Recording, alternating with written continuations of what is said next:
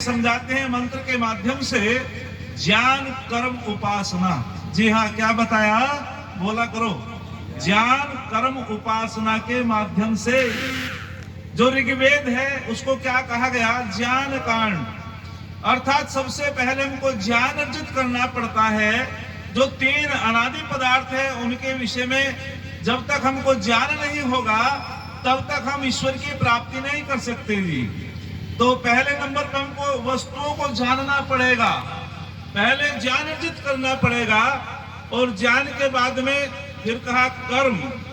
तो कर्म भी जो है हमको वेदानुकूल कर्म करना पड़ेगा, तब जाकर के हम उपासना कर सकते हैं, परमपिता परमात्मा का सानिध्य प्राप्त कर सकते हैं। लेकिन यहाँ ऋषि समझाते हैं कि जब तक हमारा ज्ञान शुद्ध नहीं होगा, शुद्ध ज्ञान से ही बुद्धि शुद्ध होती है, और बुद्धि शुद्ध नहीं होगी तो हम जो है परमपिता परमात्मा का साक्षात्कार नहीं कर सकते भाई।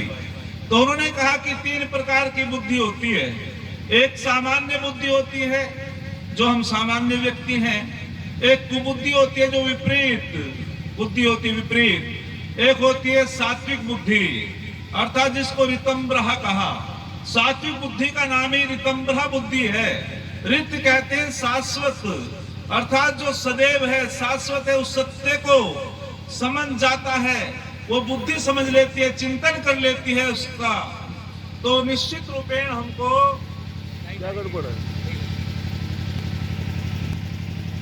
हम जो है फिर परमपिता परमात्मा की ओर बढ़ सकते हैं, आध्यात्म की ओर बढ़ सकते हैं। तो बहुत कमाल की बात कही गई। क्या बात हुई भाई?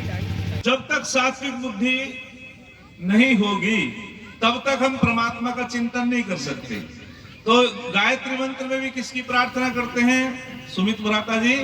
बुद्धि की तो प्रार्थना करते हैं कि हे परमात्मा हमको सद्बुद्धि दो। आगे ऋषि समझाते हैं, देखो जब हमारी सामान्य बुद्धि और शुद्ध होती है तो ये मेधा बन जाती है, और मेधा बुद्धि में और पवित्रता आती है तो ये प्रज्ञा बन जाती है, और प्रज्ञा बुद्धि में और पवित्रता आती है, ये ऋतंब्रह बन जाती है, जिसमें बिल्कुल जो है ऋत, जिसमें शाश्वत सत्य होता है, बिल्कुल भी कहीं भी झूठापन नहीं होता है। सत्यम वे देवा अनृतम मनुष्या। ऋतंब्रह बुद्धि जो होती है अर्थात वो योगियों की होती है, ऋषियों की होती है, वे हमेशा सत्य ही बोलते हैं, उनके व्यवहार में झूठापन नहीं होता है। तो ये ऋतंब्रह बुद्धि के माध्यम से व्यक्ति परमात्मा का साक्षात वहां तक चला जाता है, समाधि तक। फिर ऋषि समझाते हैं जी, बुद्धि में चार प्रकार के जब दोष आ जाते हैं तो उसका पतन हो जाता है। जब बुद्धि में चार प्रकार के दोष आते हैं तो व्यक्ति अशांत रहता है, उसको शांति नहीं मिलती, सुख नहीं मिलता, वो क्लेशों में पिसता रहता है। तो ऋषि समझा रहे हैं कि सबसे पहला बुद्धि में जो रोग है वो राग है, ईर्ष्या, द्वेष, घृणा। अर्थात जब व्यक्ति रागी और मन में तीन प्रकार के दोष आ जाते हैं उसको भी शांति नहीं मिलेगी, वह भी परमपिता परमात्मा का साक्षात्कार नहीं कर सकता। तो आगे बहुत सुंदर बात कही कि बुद्धि में जो चार प्रकार के दोष हैं, जब तक हम उन दोषों पर नियंत्रण नहीं करेंगे हम आध्यात्मवाद की तरफ बढ़ ही नहीं सकते। तो वे कहते हैं रागी पुरुष की ऐसी स्थिति होती है जैसे आटे से सने सूत को चूहे कुतरते रहते हैं। ऐसे जो रागी पुरुष होता है संसार की विषय वासनाओं में आसक्त हो जाता है, उसको नींद नहीं आती और वो अशांत रहता है। जो रागी पुरुष होता है वो अशांत रहता है, उसको शांति नहीं मिलती। और आगे कहा राग की जगह जब तक हमारे वैराग्य नहीं होगा, हम अपनी इंद्रियों को वश में नहीं करेंगे। एक शब्द आपने सुना होगा, स्नेह। स्नेह यदि अपनी सीमा में है तो वो सुख देने वाला हो जाता है, और यदि स्नेह जब किसी बच्चा होता है, वो नौजवान हो जाता है, आगे उसका विवाह संस्कार हो जाता है, तो पहले तो अपने माता पिता से बहुत स्नेह करता था, लेकिन फिर पत्नी आ गई, माता पिता से स्नेह कम हुआ और पत्नी से अधिक हुआ, तो दो समस्या हो गई। माता पिता से वहां स्नेह कम हुआ तो वहां तो द्वेष हो गया, और जब पत्नी से स्नेह ज्यादा बढ़ा वो राग हो गया। राग भी पतन का कारण बन जाता है, बोलो, और द्वेष भी पतन का कारण बन जाता है। ऐसी बुद्धि वाला व्यक्ति कभी भी परमात्मा का चिंतन नहीं कर सकता, उसको सुख शांति, बोलो बोलो जी, नहीं मिल सकती। तो इसने यदि अपनी मर्यादाओं में रहता वो सुख देने वाला बन जाता है, और यदि कहीं कम होता है कहीं अधिक हो जाता है तो वो द्वेष का रूप धारण कर लेता है, राग का रूप धारण कर लेता है, और वो रागी पुरुष भी अशांत रहता है और द्वेषी पुरुष भी, बोलो, अशांत रहता है। आगे बहुत सुंदर बात कही, ईर्ष्या। ईर्ष्या जब तक व्यक्ति के अंदर है वो व्यक्ति भी शांत नहीं रह सकता। ईर्ष्या तू ना गई मेरे मन से। अच्छा, चिता में तो व्यक्ति जो मर जाता है उसका दाह कर्म होता है, दाह संस्कार होता है, और चिंता में व्यक्ति स्वयं जलता रहता है, लेकिन ईर्ष्या में व्यक्ति दूसरे की उन्नति से जलता रहता है। ये बड़ी खतरनाक है साहब, दूसरे की उन्नति से जलता रहता है। ऐसी बुद्धि वाला व्यक्ति भी, वो भी शांति को प्राप्त नहीं हो सकता। और तीसरे नंबर पे बात आई घृणा।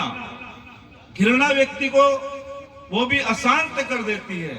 घृणा का बहुत ही जो अहंकारी होता है, अरे जो परमपिता परमात्मा ने मुझे सुंदर रूप दिया है, मेरे जैसा सुंदर तो कोई नहीं है, और उसको अहंकार आ गया, मेरे जैसे वस्त्र कोई धारण नहीं करता, मेरे जैसा धन किसी के पास नहीं है, मेरे जैसी पावर किसी के पास नहीं है।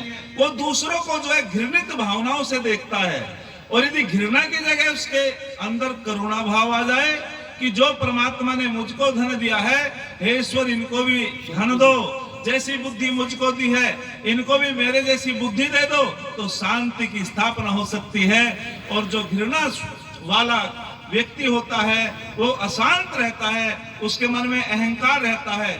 किसी ने बड़ा सुंदर लिखा, अकड़ तो बुर्दे की पहचान होती है, और झुकते तो ये जिनमें जान होती है, झुकते तो ये जिनमें जान होती है। और आगे बहुत कहा द्वेष। द्वेष भी पतन का कारण बन जाता है।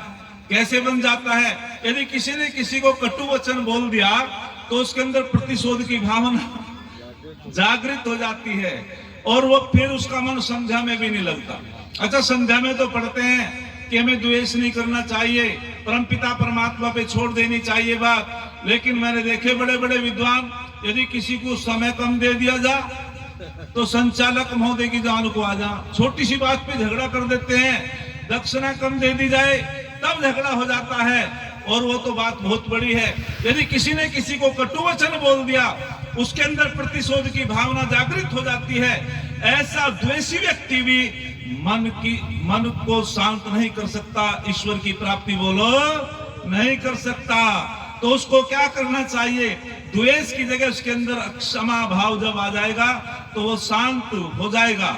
आगे मन के अंदर भी 3 जब दोष आ जाते हैं, मल विक्षेप आवरण, ऐसा व्यक्ति भी कभी परमपिता परमात्मा की प्राप्ति नहीं कर सकता। मैं अधिक विस्तार में न जाते हुए इतना ही कहना चाहता हूं कि मन का स्वभाव भी और जल का स्वभाव भी नीचे को होता है। जल भी नीचे को बहता है और मन भी प्रकृति की तरफ को दौड़ता है, सजावट बनावट की तरफ को, रूप की तरफ को दौड़ता है। क्यों? क्योंकि मन प्रकृति से बना हुआ है, और मन भी प्रकृति से बना हुआ है, वह भी उस तरफ दौड़ता है। और जल का जो स्रोत है वो समुद्र नीचे है, वो भी अपने स्रोत की तरफ जाना चाहता है। तो विद्वानों ने समझाया, हाँ, जल को भी ऊपर उठा सकते हैं और मन को भी हम उन्नत कर सकते हैं। जल को यंत्र के माध्यम से ऊपर उठा सकते हैं, और मन को मंत्र के माध्यम से उन्नत कर सकते हैं। तन में मन है शिव संकल्प मस्तु। हे प्रभु, मेरा मन जब शिव संकल्प वाला हो जाता है तो निश्चित रूपेण हम पतन से बच जाते हैं। आगे ऋषि दयानंद महाराज जी बहुत सुंदर व्याख्या करते हैं, और वे कहते हैं कि षटक संपत्ति, यानी कि सत्यात प्रकाश में बताते हैं कि जब तक हम इनका परिपालन नहीं करेंगे हम ईश्वर की प्राप्ति नहीं कर सकते, शांति को प्राप्त नहीं हो सकते और उन्नति नहीं कर सकते। आध्यात्मवाद में हमारी कोई उन्नति नहीं हो सकती। तो वे कहते हैं कि हे संसार के लोगों, ऋषि से एक ने पूछा, बताओ ऋषिवर, परमपिता परमात्मा की भक्ति करने से क्या ईश्वर उनके पापों को क्षमा कर देगा? स्वामी जी ने कहा बिल्कुल नहीं कर सकता भाई। परमात्मा तो न्यायकारी है, जिसने जो पाप किया उसको भोगना पड़ेगा। मैंने कब बताया कि परमात्मा की भक्ति करने से परमात्मा तुम्हारे पापों को क्षमा करेगा? बिल्कुल नहीं कर सकता। बोले तो फिर भक्ति करने से क्या लाभ है? तो स्वामी जी क्या गजब का उत्तर देते हैं कि सुनो, यदि हम परम पिता परमात्मा की भक्ति नहीं करेंगे तो हमें कृतघ्नता का भी दोष लगेगा, पाप लगेगा। और जैसे ठंड से आतुर व्यक्ति, शीत से आतुर व्यक्ति अग्नि की उपासना करके अपने शीत को दूर कर लेता है, ठीक उसी प्रकार से यदि कोई गर्मी से आतुर है और उसको जो है गर्मी ने सताया है, वो जल की उपासना करके अपनी गर्मी को दूर कर लेता है। ठीक उसी प्रकार से समस्त दुखों को परम पिता परमात्मा की उपासना करने वाला दूर कर लेता है, उसका आत्मिक बल बढ़ जाता है। यदि पहाड़ जैसी आपत्ति भी आ जाती है तो उसको वो ठीक प्रकार से सहन कर लेता है। क्या थोड़ा फल है परमात्मा की भक्ति का? ऋषि ने कहा। और जब तक हम षटक संपत्ति का पालन नहीं करेंगे तो ऋषिवर कहते हैं कि सुनो दुनिया के लोगों, सबसे पहले शम को समझो। शम क्या है? तो ऋषिवर समझाते हैं, जो व्यक्ति अपनी आत्मा अंतःकरण को अधर्म से हटा करके धर्म की ओर प्रवृत्त करता है, उसकी गति आध्यात्मवाद में होती है। क्या है धर्म अधर्म? जिस कार्य के करने में भय, लज्जा, संकट उत्पन्न होती हो वो अधर्म है, और जिस काम के करने में भय, लज्जा, संकट उत्पन्न होती हो, बोलो जी, वो धर्म है। व्याख्या तो बहुत बड़ी है। आत्मन है प्रतिकूलानि परेशान समाचरित। जैसा जैसा व्यवहार हम अपने लिए चाहते हैं वैसा वैसा व्यवहार दूसरों के लिए करो जी। इसी का नाम क्या है जी? धर्म है। मैं चाहता हूं कि मेरी बहन सूरमा शास्त्री को सब लोग जो है विदुषी की नजरों से देखें, तो मुझे भी दूसरी की बहन को अच्छी नजरों से देखना होगा जी। मैं चाहता हूं कि मुझे भूख में भोजन मिले, तो मुझे भी भूखे व्यक्ति को भोजन कराना चाहिए जी। यही तो धर्म है। जैसा जैसा मैं चाहता हूं वैसा वैसा मुझे भी दूसरों के लिए करना चाहिए जी। आगे बहुत सुंदर बात कहते हैं, दम क्या है? जो अपने मन और इंद्रियों को नियंत्रण में रखता है, व्यभिचार दुष्कर्मों से बचाता है, और वह आध्यात्मवाद में उसकी उन्नति होती है, वह परमपिता परमात्मा में ध्यान लगा सकता है। आगे ऋषिवर कहते हैं, अपनी इंद्रियों को वश में करना, अपने मन को वश में रखना। जब तक मन और इंद्रिया हमारी वश में नहीं होगी, कहते हैं कि इंद्रियों का संयम ही संपत्ति का मार्ग है, और इंद्रियों का असंयम ही विपत्ति का मार्ग है। विपत्ति में जाना चाहते हो या संपत्ति में जाना चाहते हो? बोलो, संपत्ति को प्राप्त करना चाहते हो? संपत्ति क्या है? हाँ जी, संपत्ति किसे मानते हो जी? बोलो, संपत्ति उसे कहते हैं जो विपत्ति से बचा देती हो। और विपत्ति से क्या बचाती है? विपत्ति से हमारी वैचारिक जो एक विचार होते हैं अच्छे, वैचारिक संपत्ति हमको आपत्ति से बचा देती है। इसीलिए हमारे अंदर अच्छे विचार होने चाहिए, ये हमारी सबसे बड़ी संपत्ति होती है। आगे कहते हैं, उपरती का मतलब बता दिया कि हमें गलत लोगों की संगति नहीं करनी चाहिए, दुष्ट लोगों की संगति नहीं करनी चाहिए। यदि हम गलत लोगों की संगति करेंगे तो हमारा चरित्र का पतन हो जाएगा। कहते हैं कि दो तोते थे, एक बार बड़ा अच्छा उदाहरण एक समझाने के लिए दे दिया गया, तोतों का भी दिया, कि भगवान विष्णु ने महाराज बलि से पूछा कि मैं पूछना चाहता हूं कि तुम सज्जन लोगों का संग करना चाहते हो, दुर्जन लोगों का संग करना चाहते हो? उन लोगों ने कहा, भगवान हम तो सज्जन लोगों की संगति करना चाहते हैं। तो भगवान विष्णु ने कहा, यदि तुम सज्जन लोगों की संगति करोगे तो नरक में जाओगे, और यदि दुर्जन लोगों की संगति करोगे तो स्वर्ग में जाओगे।